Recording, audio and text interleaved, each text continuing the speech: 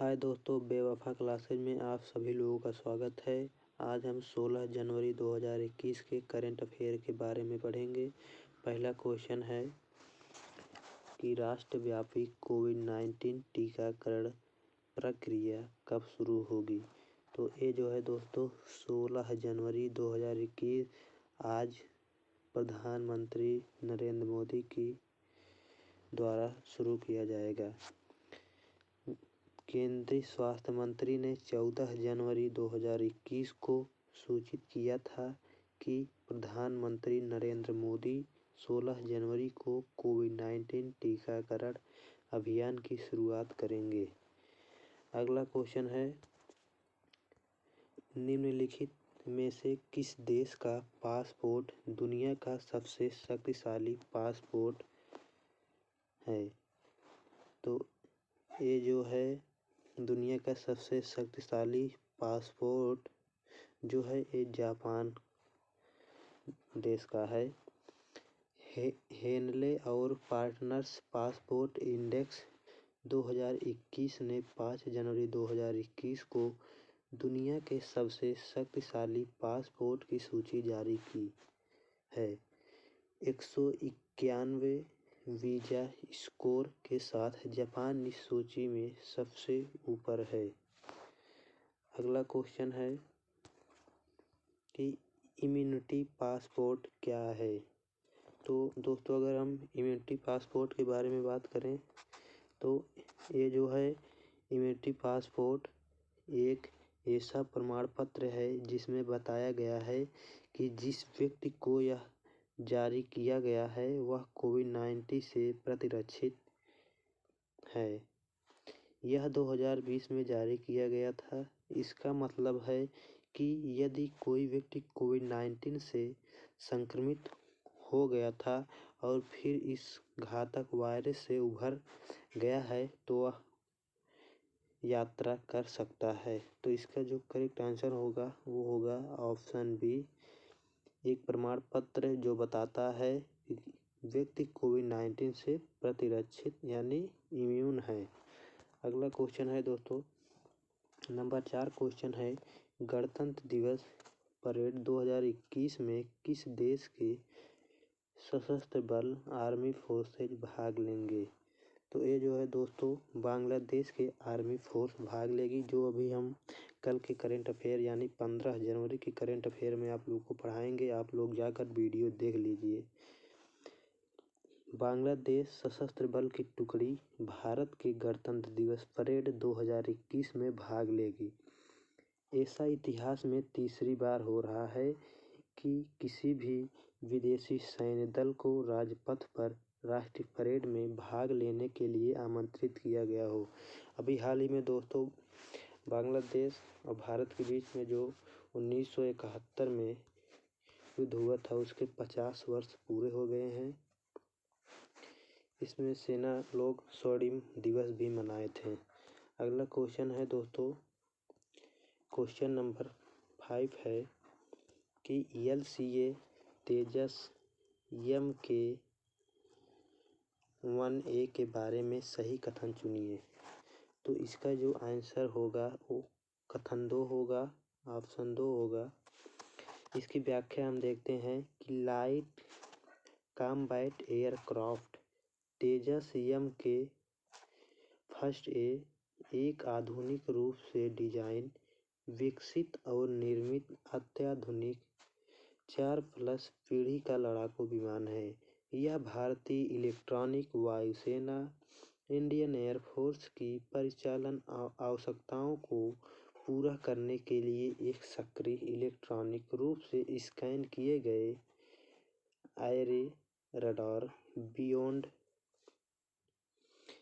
Visual range जिसे VR missile electronics warfare जिसे EW के नाम से जानते हैं और स्वीट and air to air refuelling जिसे शॉर्ट फॉर्म में AAR के नाम से जानते हैं कि महत्वपूर्ण परिचालन क्षमताओं से लैस है। ये जो है दोस्तों एयर टू एयर में है, मतलब वायु से वायु में काम करेगा। इसमें 50% की स्वदेशी सामग्री है जो कार्यक्रम के अंत तक 60% तक पहुंच जाएगी। इसमें देखो जो ऑप्शन 2 है, इसमें ऑप्शन 2 सही होगा। और ऑप्शन 2 है, इसमें 50% की स्वदेशी सामग्री है जो कार्यक्रम के अंत तक 60% तक पहुंच जाएगी। अगला क्वेश्चन है दोस्तों, वन लाइनर क्वेश्चन है जो आप सभी लोगों के लिए इम्पोर्टेंट होगा। ये जो है एक क्वेश्चन जो है 11 जनवरी से 16 जनवरी के बीच में जो करंट बनेगा वो सभी आप लोगों के वन लाइनर के फॉर्म में डिस्कस किया जा रहा है। तो देखो, बेवफा क्लासेज आप लोगों की सुविधा हेतु साप्ताहिक करंट अफेयर से संबंधित जानकारी को संक्षिप्त रूप में करंट अफेयर साप्ताहिक वन पंक्ति में प्रस्तुत कर रहा है। तो आप लोग चैनल को जाकर दोस्तों सब्सक्राइब कर दीजिए और दोस्तों के साथ शेयर कर दीजिए और लाइक कर दीजिए। ठीक है दोस्तों। क्वेश्चन है, स्टार फुटबॉलर क्रिस्टियानो रोनाल्डो ने फुटबॉल इतिहास में सबसे ज़्यादा गोल करने के मामले में किस पूर्व खिलाड़ी की बराबरी कर ली है? तो है जोसेफ बिकॉम की बराबरी कर ली है। दोस्तों यहाँ पर मिस्टेक हो गया है, यहाँ आप लोग देख लीजिएगा। अगला है, यहाँ जिस है यह मिस्टेक हो गया है टाइपिंग में, तो यहाँ किस रहेगा। किस देश की सरकार ने हाल ही में कोविड-19 से मुकाबला करने के लिए भारत को 2113 करोड़ रुपए की ऋण सहायता प्रदान करने की घोषणा की है? तो वो जो है दोस्तों जापान ने किया है। अगला है, किस केंद्रीय मंत्री ने कोयला खदान के संचालन के लिए सिंगल विंडो क्लियरेंस सिस्टम की शुरुआत की? तो जो है गृह मंत्री अमित शाह ने किया है।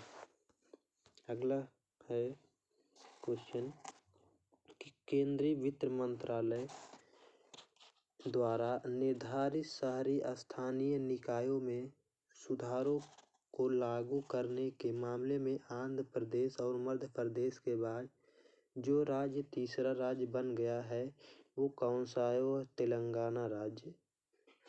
अगला है क्वेश्चन कि भारतीय रिजर्व बैंक RBI ने हाल ही में किस बैंक का लाइसेंस रद्द कर दिया है?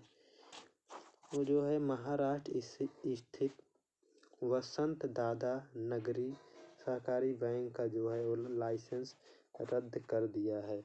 तो दोस्तों एक क्वेश्चन में मिस्टेक हो गया है, जहाँ जिस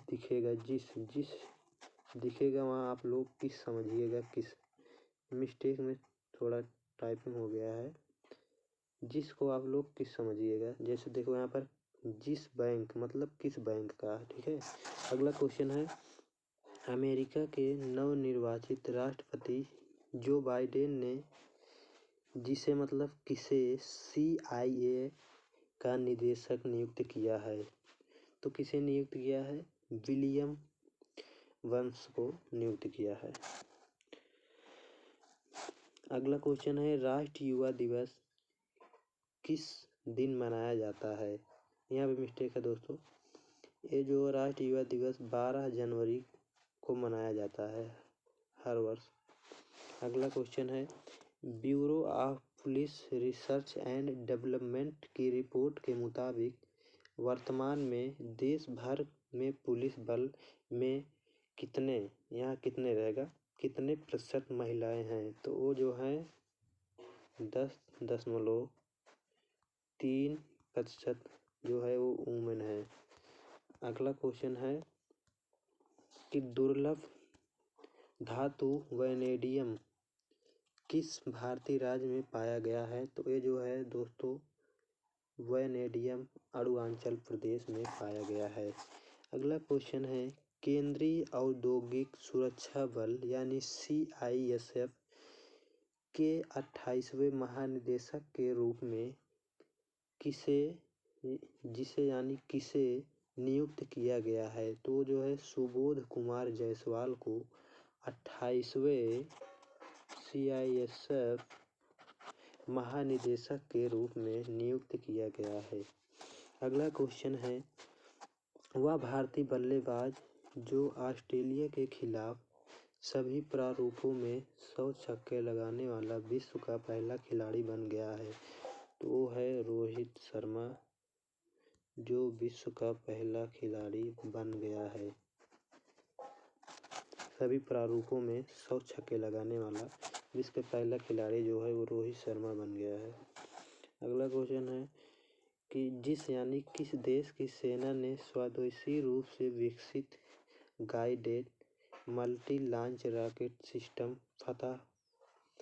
फर्स्ट का सफल उड़ान परीक्षण पूरा किया है। तो पाकिस्तान जिन्होंने पूरा किया है। अगला क्वेश्चन है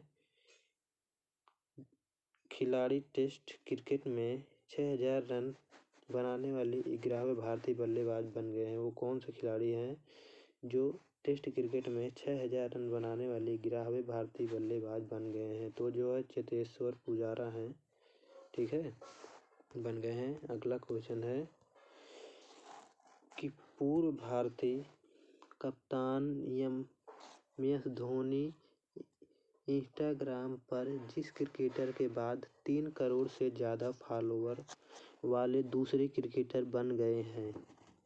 तो पहले थे विराट कोहली, अब जो है धोनी जो हैं वो बन गए हैं दूसरे, ठीक है। अगला क्वेश्चन है भारत ने गणतंत्र दिवस पर किस देश के राष्ट्रपति को मुख्य अतिथि के रूप में आने का न्योता दिया है। तो वो जो है सूरीनाम के राष्ट्रपति हैं जिन्हें न्योता दिया है। अगला क्वेश्चन है अमेरिका ने किस देश के साथ राजनयिकों के आपसी संपर्क बहाली पर लगे सभी प्रतिबंध हटा लिए हैं। तो ताइवान है। फिर है विश्व हिंदी दिवस किस दिन मनाया जाता है। तो जो है 10 फरवरी को विश्व हिंदी दिवस मनाया जाता है।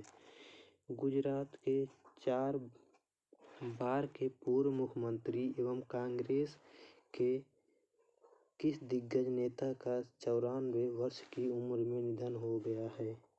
तो है माधव सिंह सोलंकी का निधन हो गया है। श्रीलंका के किस 29 वर्षीय बल्लेबाज ने अंतर्राष्ट्रीय क्रिकेट से संन्यास ले लिया है। तो है शेहान जयसूर्य ने संन्यास ले लिया है। अगला क्वेश्चन है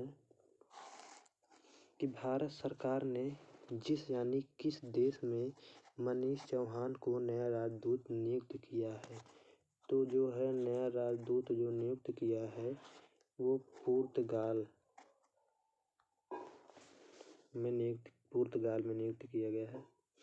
अगला क्वेश्चन है फिंच रेटिंग्स ने अगले वित्त वर्ष 2021-22 में देश की आर्थिक वृद्धि दर में कितने प्रतिशत विस्तार का अनुमान लगाया है। तो जो है 11% विस्तार का अनुमान लगाया। अगला क्वेश्चन है किस देश ने चीन के झिंजियांग प्रांत में उत्पादित कपास और टमाटर के आयात पर प्रतिबंध लगा दिया है। तो अमेरिका। अगला है RBI ने हाल ही में डिपॉजिट रेट के मानदंडों का उल्लंघन करने पर दिग्गज डॉयश बैंक AG पर कितने करोड़ रुपए का जुर्माना लगाया। तो जो है 2 करोड़ रुपए का जुर्माना लगा दिया है। अगला है अमेरिका ने हाल ही में किस देश को आतंकवाद के एक प्रायोजक देश के रूप में नामित किया है। तो जो क्यूबा है। अगला क्वेश्चन है कि भारत के केंद्रीय मंत्री डॉक्टर हर्षवर्धन ने किस तटीय अन्वेषण वाहन को राष्ट्र को समर्पित किया है उसका नाम क्या है? तो उसका नाम है सागर अन्वेषिका। सागर अन्वेषिका उसका जो है वो नाम है। अगला क्वेश्चन है, सागर अन्वेषिका की लंबाई कितने मीटर है? तो जो है सागर अन्वेषिका की लंबाई 43 मीटर है। अगला है, नए अमेरिकन राष्ट्रपति जो बिडेन किस तारीख को अपना कार्यभार संभालेंगे? तो जो है 20 जनवरी को अपना कार्यभार संभालेंगे। अगला क्वेश्चन है, भारत और चीन के बीच गलवान वैली मतलब घाटी झड़प किस तारीख को हुई थी? तो जो है 15 जून को हुई थी। अगला क्वेश्चन है, भारत के 91वें अंतर्राष्ट्रीय फिल्म महोत्सव में किस देश को कंट्री इन फोकस चुना गया है? तो जो बांग्लादेश को चुना गया है। गोवा में आयोजित होने वाला भारत का 91वां अंतर्राष्ट्रीय फिल्म महोत्सव किस तारीख को समाप्त होगा? वो 24 जनवरी 2021 को समाप्त होगा। आप लोग दोस्तों बेवफा क्लास को ज़्यादा से ज़्यादा दोस्तों के साथ शेयर कीजिए और चैनल को सब्सक्राइब करवाइए, जिससे हम और सब्जेक्ट का भी वीडियो बना सकें। आप लोग कमेंट बॉक्स में कमेंट करिए और चैनल को लाइक करिए और दोस्तों को साथ ज़्यादा से ज़्यादा शेयर करवाइए। धन्यवाद।